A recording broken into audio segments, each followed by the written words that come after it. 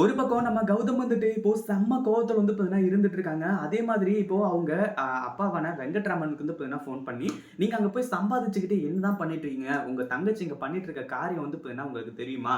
அப்படி இப்படின்ற மாரி வந்து கேட்டு கடைசியில வந்து பார்த்தீங்கன்னா இப்போ நம்ம கௌதம் வந்துட்டு நம்ம வெங்கட்ராமனையும் வந்து பார்த்தீங்கன்னா கிளம்பி வர சொல்லிறாங்க. ஏன்னா இங்க அவ்ளோ பெரிய பிரச்சனை எல்லாமே போய்க்கிட்டு இருக்கு. இந்த பைரவி வந்துட்டு அடுத்தடுத்து வந்து பார்த்தீங்கன்னா இவ்ளோ பெரிய அசிங்கத்தையும், அவமானத்தையும் கொண்டு வந்து நிறுத்துவா அப்படின்னு சொல்லிட்டு எதிர்பார்க்கவே இல்ல.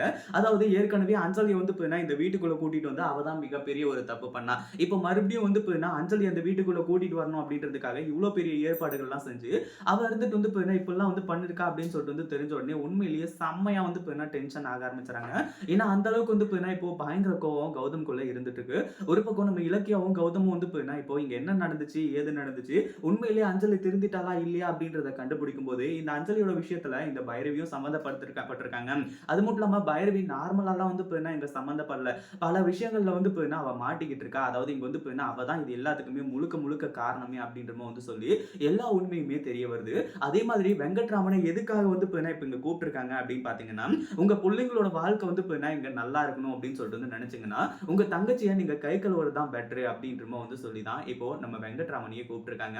நெறைய ஆதாரங்கள், நெறைய எவிடன்ஸ வந்து பார்த்தீங்கன்னா, இப்போ நம்ம கௌதம் வந்துட்டு வெங்கட்ராமனுக்கு வந்து பார்த்தீங்கன்னா காட்டியிருக்காங்க. அந்த ஒரு ஆதாரம் எல்லாத்தையுமே வந்து பார்த்தீங்கன்னா பார்த்து தான், இப்போ வெங்கட்ராமன் வந்துட்டு இப்போ இந்த பைரவி மேல பயங்கரமா கோவத்துல இருந்துட்டு இருக்காங்க.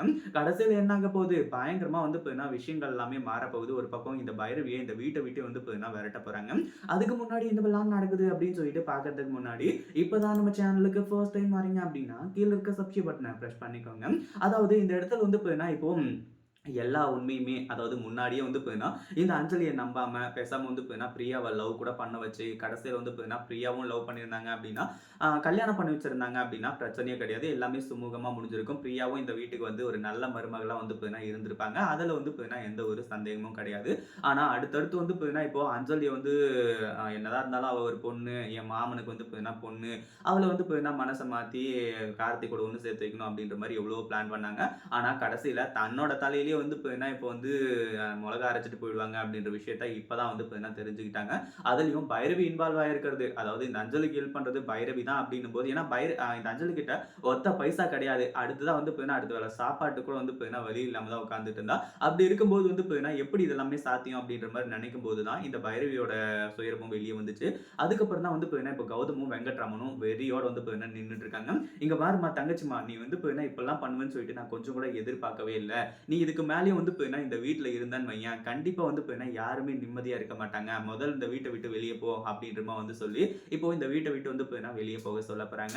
இத பத்தி நீங்க என்ன நினைக்கிறீங்க? அந்த வீடியோ புடிச்சிருந்தா லைக் பண்ணுங்க, ஷேர் பண்ணுங்க. இப்ப தான் நம்ம சேனலுக்கு ஃபர்ஸ்ட் டைம் வரீங்க அப்படின்னா, கீழ இருக்க சப்ஸ்கிரைப் பட்டன பிரஸ் பண்ணிக்கோங்க.